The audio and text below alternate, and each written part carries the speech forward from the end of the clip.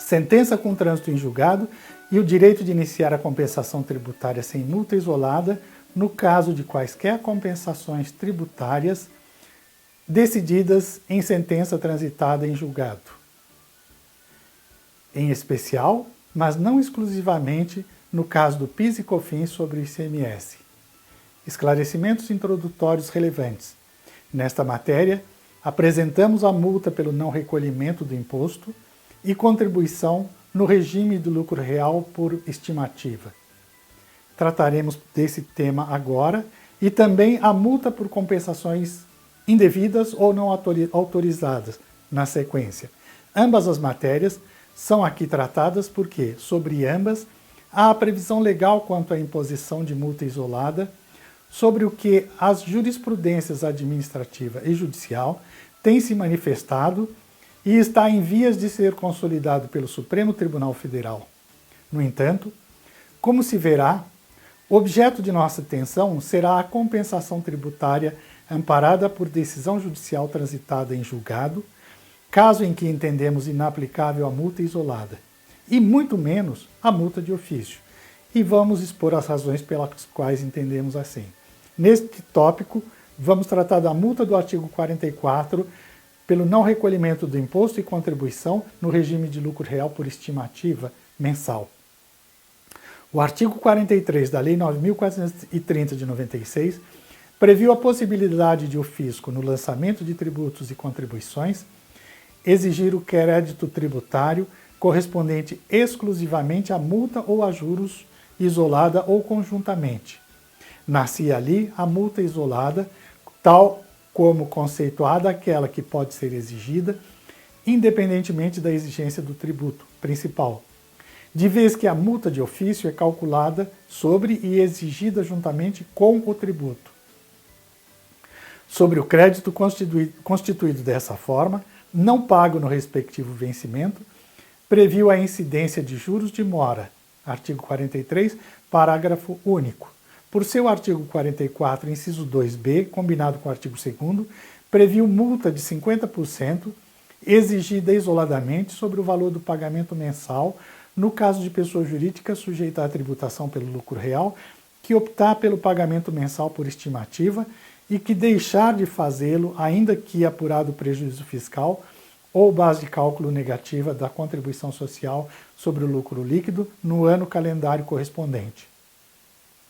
Durante o procedimento fiscalizatório, o fisco, ao recompor as bases de cálculo mensais e anuais, constatando omissões de receitas, promovendo a glosa de despesas ou exclusões do lucro real, exige o IRPJ e a contribuição social acrescidos de multa de ofício de 75% sobre o débito complementar. Muitas vezes, adicionalmente, impõe multa isolada de 50% com fundamento na falta de recolhimento das antecipações mensais, penalizando o contribuinte duas vezes por uma mesma infração. No caso de multa isolada exigida com base no recolhimento, a menor de antecipações mensais, o CARF vinha decidindo ora favoravelmente ao contribuinte, no sentido de caber exclusivamente a multa de ofício, se fosse o caso, não cumulada com multa isolada. No nosso blog vocês terão os acórdons que fundamentam esse entendimento, porém, ora entendia contrariamente, também os acórdons estão lá disponíveis.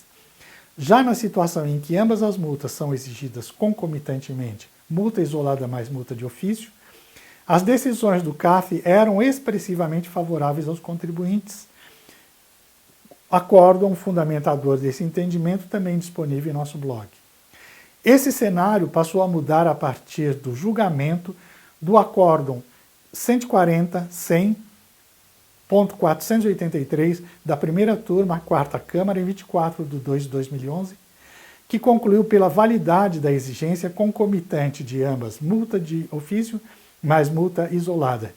Entretanto, sobre isso a súmula CARF 105, baseada em jurisprudência consolidada em 2011 e 2012, assim dispôs, aspas, a multa isolada por falta de recolhimento de estimativas, lançada com fundamento no artigo 44, parágrafo 1º, 4 da Lei 9.430 de 96, não pode ser exigida ao mesmo tempo da multa de ofício por falta de pagamento de RPJ e CSL, apurado no ajuste anual, devendo subsistir a multa de ofício, fecha aspas. Essa súmula nasceu a partir do entendimento manifestado na jurisprudência do Conselho Superior de Recursos Fiscais, no sentido de que a identidade das bases de incidência das penalidades impede sua exigência cumulativa, impondo-se o cancelamento da exigência da multa isolada. O acórdão correspondente está disponível em nosso blog. É bom que se diga que a MP 351/2007 foi a que alterou o artigo 44 da Lei 9.430/96, passando a prever duas bases distintas. Multa de ofício de 75% incidente sobre a totalidade ou diferença de imposto ou contribuição nos casos de falta de pagamento. Inciso 1. E multa isolada de 50% incidente sobre o valor do pagamento mensal não efetuado no regime de lucro real por estimativa mensal. Inciso 2. Por outro lado, sobre a multa de ofício de 75% referida no mesmo artigo 44, inciso 2A, cuja exigência depende da falta de recolhimento, falta de declaração ou declaração inexata, ou seja, impõe a presença da sonegação, fraude ou conluio, a jurisprudência sumulada no CARF, no sentido de que a omissão de receita ou de rendimentos, por si só, não autoriza a qualificação da multa de ofício, já por ser necessária a comprovação de evidente intuito de fraude do contribuinte. Entretanto, nesse caso, quando exigível, a multa é de 75%, duplicada para 150%. Lei 10.833/03, artigo 18, parágrafo 4º. Se aumentado de 50% a multa isolada, pode chegar a 112,5% ou 225%, conforme a hipótese, se o contribuinte não atender à intimação para prestar esclarecimentos para apresentar os arquivos magnéticos ou não apresentar a documentação técnica prevista no artigo 38 da Lei 9.430/96. Sobre a multa confiscatória, veja no nosso blog tendência que se estrutura dentro do Supremo Tribunal contra a pretensão da administração tributária. Agora vamos tratar da multa do artigo 74, que é a compensação tributária indevida. O artigo 74 da mesma Lei 9.430 previu que o contribuinte que apurar créditos, inclusive judiciais com trânsito em julgado,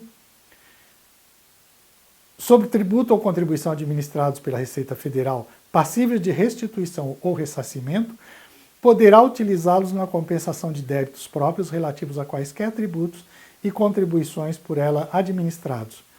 E no mesmo parágrafo 17 do artigo 74, dispôs que a multa isolada de 50% incidirá sobre o valor do débito objeto de declaração da compensação não homologada.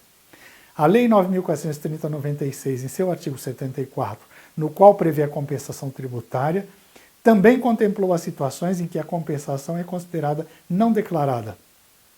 Uma delas refere-se à hipótese em que a compensação seja decorrente de decisão judicial não transitada em julgado. Artigo 74, parágrafo 12d. Outra ocorre quando o valor do débito é considerado indevidamente compensado, assentido quando a compensação for considerada não declarada. Artigo 74, parágrafo 7º.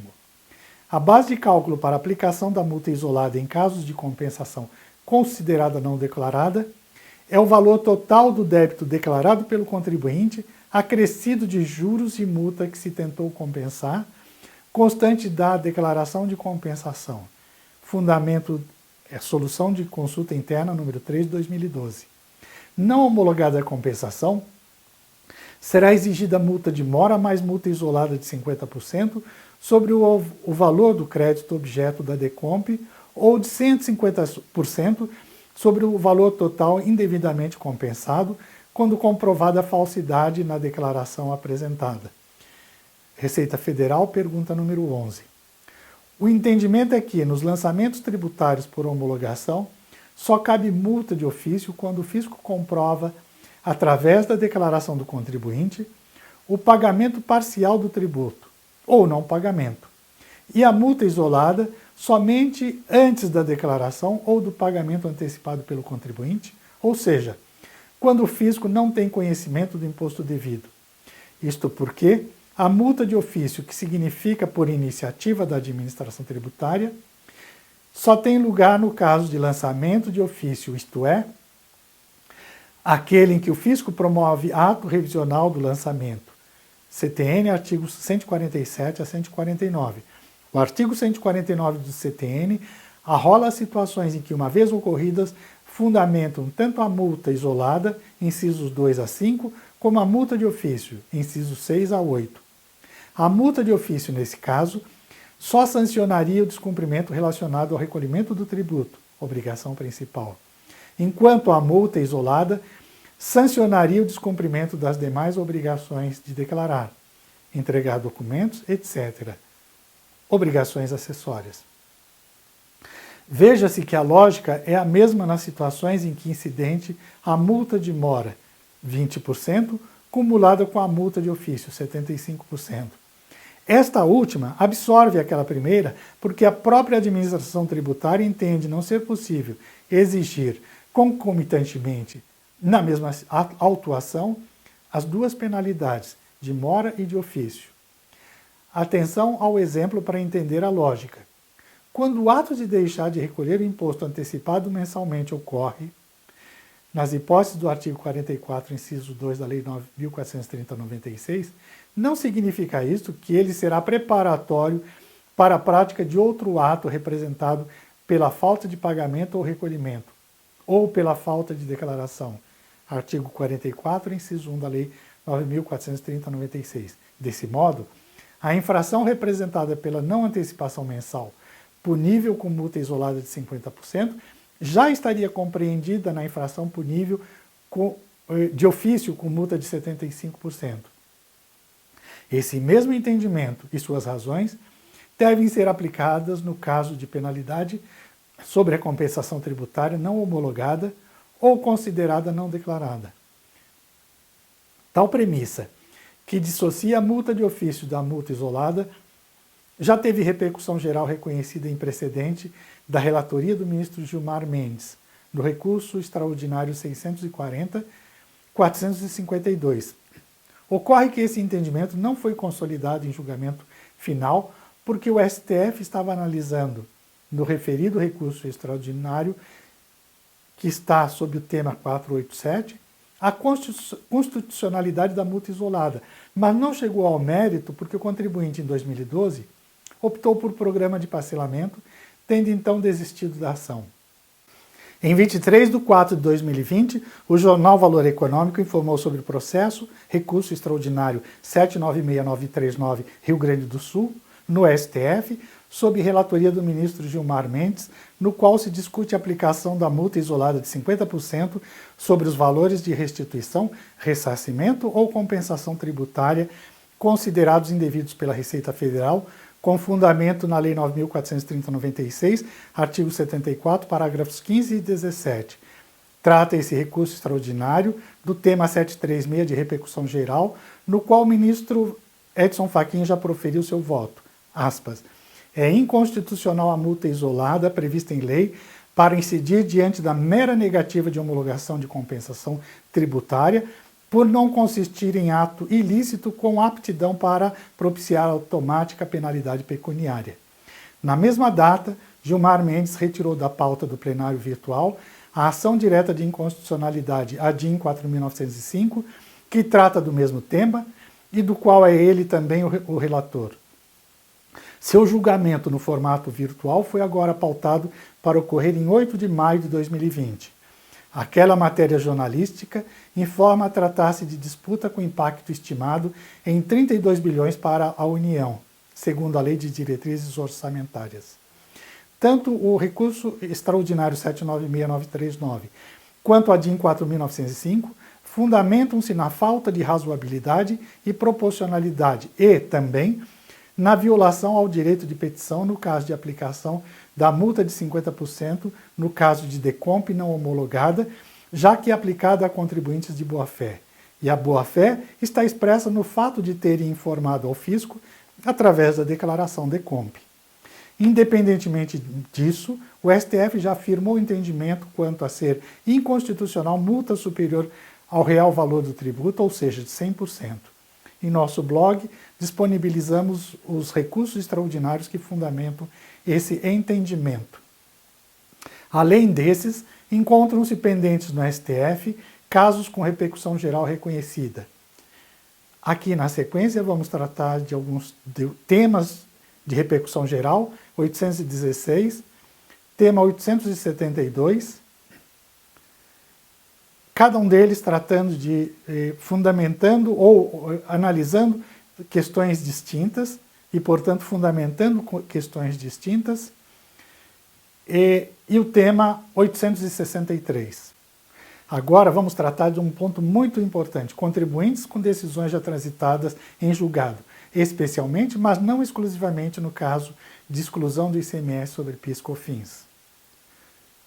A questão aqui abordada é especialmente importante no atual momento se se considerar que, com a retirada da pauta do julgamento do recurso proposto pela Procuradoria-Geral da Fazenda Nacional, para que o STF julgue a aplicação no tempo e fixe o montante a partir do qual se aplica a sua decisão no recurso extraordinário 574.706-PR, de 15 de março de 17, publicado em 2/10 de 17, que confirmou o direito dos contribuintes à exclusão do ICMS do PIS e COFINS e que estava pautado para ocorrer em 1/4 de 20, não mais tem data fixada para acontecer. Quando o STF o retirou de pauta, o último Tribunal Regional Federal, segunda região, Rio de Janeiro, que vinha retendo as decisões sobre esse assunto, aguardando a decisão final do STF, passou ele a liberar os recursos que sobre ele pendiam para proferir sentença de mérito, sucedendo-a o trânsito em julgado. Ou seja, em todo o país, todos os tribunais regionais federais estão sentenciando no mérito em favor dos contribuintes, reconhecendo o direito à exclusão de ICMS da base de cálculo do PIS e COFINS.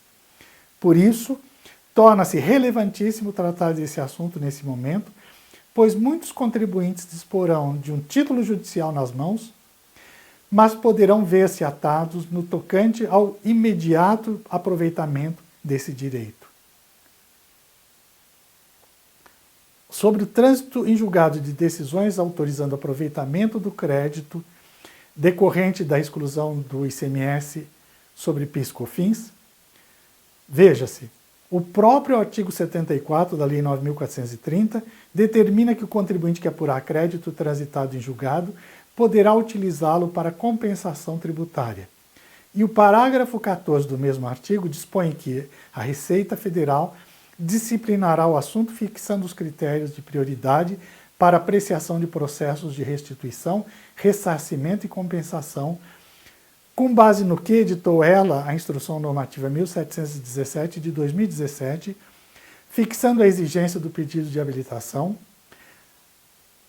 cuja exigência essa que foi validada pelo STJ em precedentes do STJ, e se o prazo para sua manifestação oficial sobre o pedido de habilitação é de 30 dias, artigo 100, parágrafo 3º, a realidade do contribuinte é bem outra, porquanto jamais é cumprido. Já houve casos em que tivemos que aguardar por 2 anos e ainda assim, porque ajuizamos 2 mandados de segurança para que a habilitação fosse reconhecida. O que ocorrerá se o contribuinte protocolar o pedido de habilitação e, findos os 30 dias, sem qualquer resposta da Receita, protocolar sua PER comp para, na imediata sequência, iniciar a compensação a que tem direito, porquanto confirmada pelo trânsito em julgado? Essa é uma pergunta. A resposta: se o afastamento dessa multa isolada vier a ser confirmada pelo STF nos julgamentos referidos aqui, não será devida multa alguma. Como a única penalidade cabível é a multa isolada, se ela for aplicada, esse será o custo exigido do contribuinte por ter iniciado a compensação sem aguardar a resposta oficial da Receita ao seu pedido de habilitação, embora, como exposto, tenha também protocolado PER comp.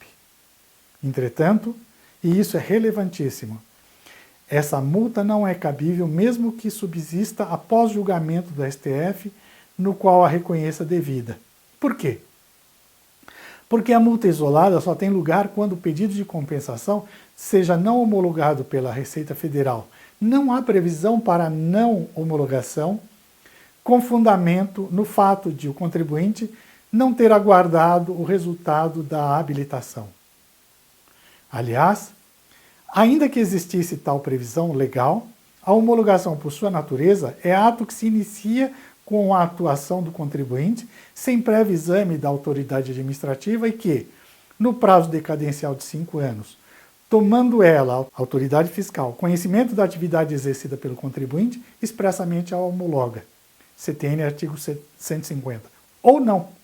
Portanto, sendo o ato revisional de outro anteriormente praticado pelo contribuinte, deve-se cingir à regularidade dos valores indicados a compensar. A habilitação, nesse caso, tem natureza meramente preparatória de outro, apresentação do PED-COMP.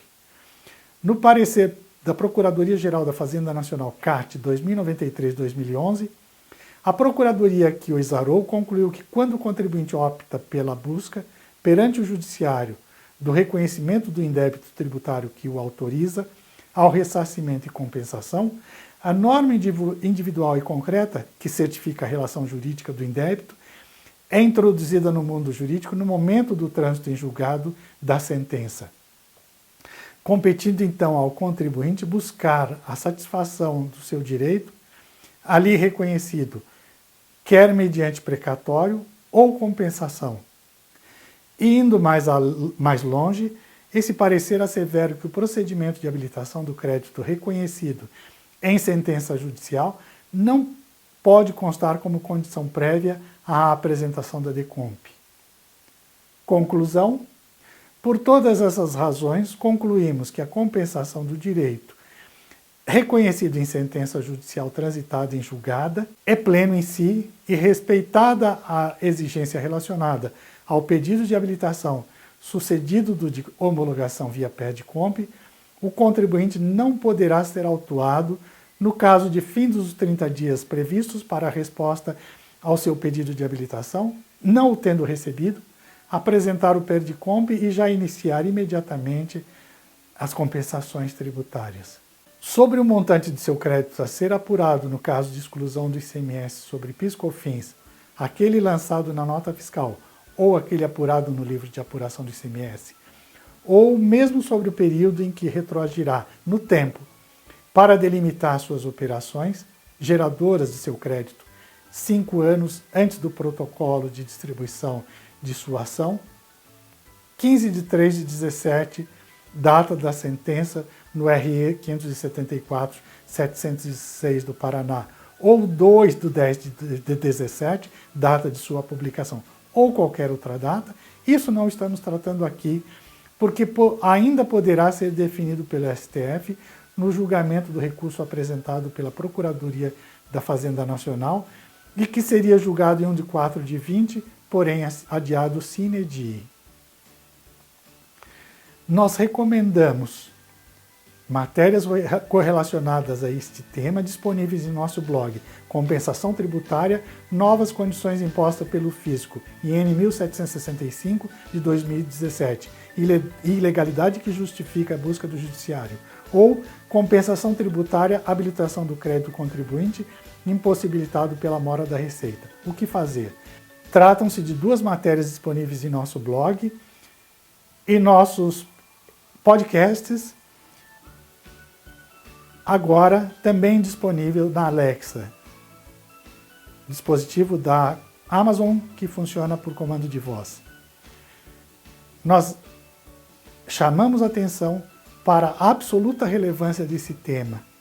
Como dito anteriormente, muitos terão um título judicial nas mãos e não poderá utilizá-lo, aguardando pedido de habilitação para o que a Receita, apesar de 30 dias, não cumpre o prazo, esse prazo, e para só depois, na sequência, protocolar seu pedido de PED-COMP. Muito obrigado e até uma próxima.